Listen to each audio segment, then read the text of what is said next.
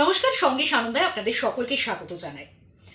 আপনারা জানেন যে ইতিমধ্যেই আমরা দেখেছি যে কাউন্সেলিং এর পরেও কিন্তু তালিকা বদল হয়েছে এবং তালিকা বদল হয়ে ৩ জন চিকিৎসকের বদলির সিদ্ধান্ত নেওয়া হয়েছে।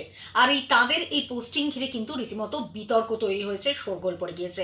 আপনাদের মনে থাকবে দুদিন আগেই আপনাদের আমি জানিয়েছিলাম যে দেবাশিস হালদার, অনিকেত মাহাতো এবং আশফাকুল্লাহ নাইয়ার এই ৩ চিকিৎসক যারা আরজিকর আন্দোলনের প্রধান মুখ হিসেবে একেবারে সামনের সারিতে ছিলেন, তাদের পোস্টিং করা হলো।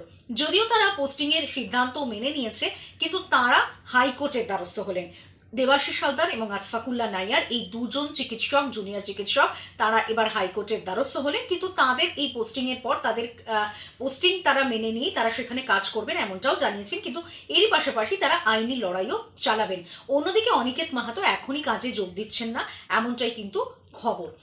আপনারা জানেন যে যেভাবে আমরা দেখেছি যে বিভিন্ন সময় আরজিকর কাণ্ডের পর এই ৩ চিকিৎসক তারা একেবারে সামনের সারিতে এসেছিল এবং আরজিকর আন্দোলনের যে ঘটনা ঘটেছিল তার প্রতিবাদ স্বরূপ তারা কিন্তু বারবারই সামনে